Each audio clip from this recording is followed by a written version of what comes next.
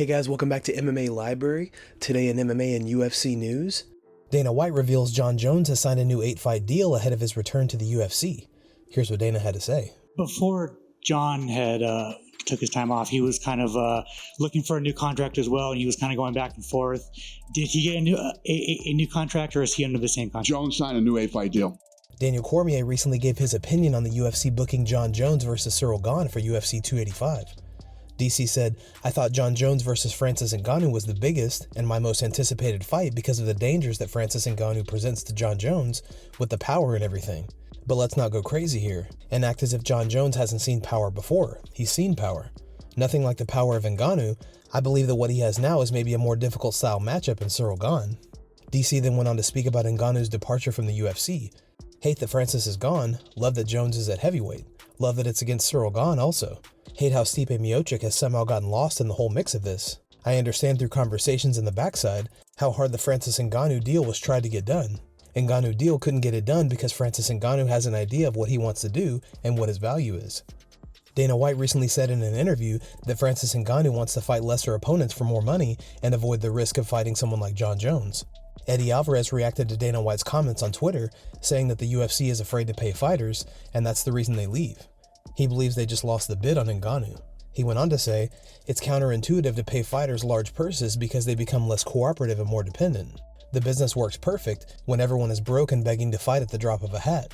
Cooperation is key, large purses disrupt their own business." Francis Ngannou's coach, Eric Nixick, reveals the issues which stopped Ngannou from re-signing with the UFC. But now Francis Ngannou, he's no longer a part of the UFC. Shocked or not shocked? You kind of knew this was coming, coach. I was 50-50 on the whole thing. I'm an optimistic guy. I was hoping things would get done and get done the right way, but unfortunately it didn't. But I know Francis is going to be on to bigger and better things, and I'm proud of him, man. I'm happy for him. He stood his ground. He knew what he wanted, and he didn't budge on what he wanted. So kudos to him. The money was there, and that's not what moves him. It wasn't the money that was moving him. It was other things, other terms, some sticking points that he just couldn't waver on. So kudos to him. This is what he wanted, and that's why I love the guy. Do you think he wanted to box before he defended the heavyweight championship? Maybe it was a Tyson Fury? No, not necessarily. This is something that actually, when he got back in the gym and he was full healthy with the knee and we started working, he said to me legit, like, I love the fact that I can kick, I can wrestle, I can put a full MMA skill set together. He goes, I like that this is what I miss the most about MMA. But now that, if he wants to go in and box, he's going to focus on that one skill set. I think whoever comes to the table with the most amount of money, whatever that he feels is right for him, if it's MMA or boxing, he's going to be ready for it. Aljamain Sterling joined Ariel Helwani to speak about his bicep injury. Here's the clip. So, it was just a series of bad events. And now here I am. I'm like, dude, I've dealt with this. I just want to make sure I'm good and I could get through another training camp, or if I'm going to have to get the surgery or not. So that's kind of where things are at. So this is the same injury from back then? From back in the Gane fight. Oh. Right one is the one I tore, and the left one is hurting now. Wow. Oh my gosh. So, and when you tore the original one, you didn't have surgery on that, right? Can you have surgery on something? I did. You did? Wow. That one tore. That was a complete tear. Wow. Through the hook and it popped. Damn. So what are they saying now about if you need surgery? So I'm getting it's just super weird. Like the kind of the messages I'm getting, they're kind of like, no one wants to be like, this is what you should do, because no one wants to be at fault if it's wrong.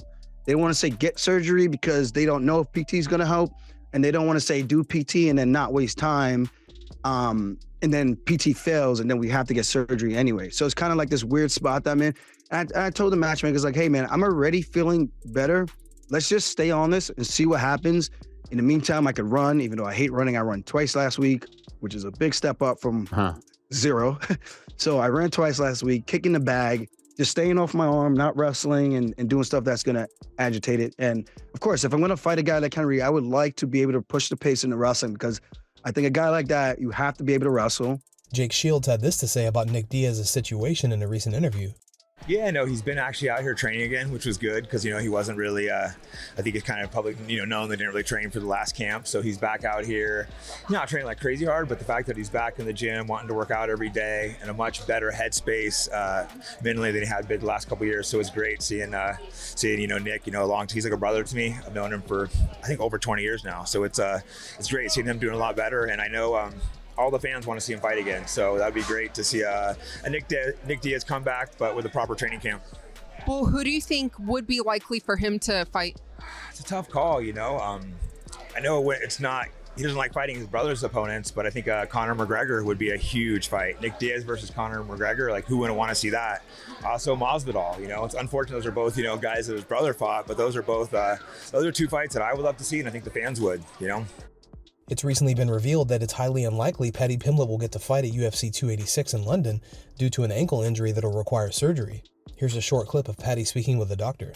Must have been his first leg kicking to his son, Bershien right away in the first round. It looks like you've got a small amount of cartilage left in this bit, and that's exactly where you saw. Yeah. The other thing you've got is all this white stuff around here, that's all fluid. So that's what the swelling is. Now, when we look at your ligament that joins from your fibula, which is this bone, you've probably got what we call a grade 2 injury to that. Dan Hardy spoke about who he believes the UFC wants to win when Jon Jones and Cyril Gane face off at UFC 285. Here's the clip.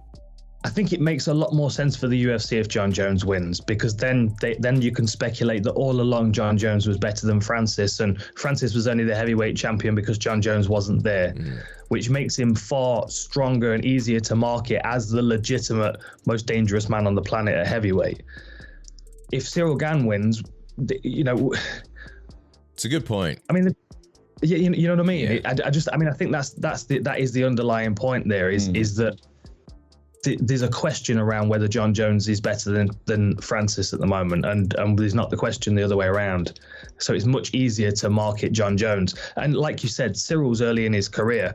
Most likely what's going to happen is he'll have 2 or 3 more fights and then find himself facing Jon Jones a second time if Jones wins. But I also don't think it'd be such a bad thing, not necessarily for the UFC, but more for Jon Jones, if he doesn't pick up the win the first time around, because it will make him respect the heavyweight division as a different entity to light heavyweight. He'll also recognize that the sport at heavyweight has moved on since he was the light heavyweight champ. I mean, you've got to think, like Cyril Gane is a different type of fighter to the Andrei Arlovskis and the Stipes that were, at the top of the heavyweight division when Jones was light heavyweight champ.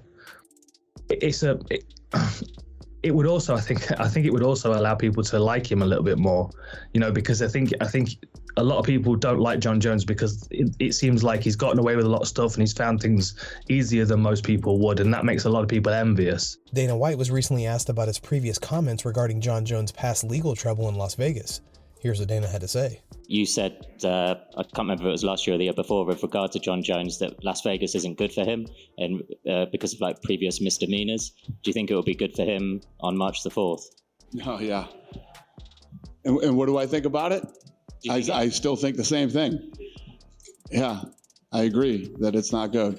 Guys, thanks so much for checking out the video. If you like the content we do here on this channel, don't forget to like and subscribe to MMA Library for all the latest MMA and UFC news. We'll see you in the next video.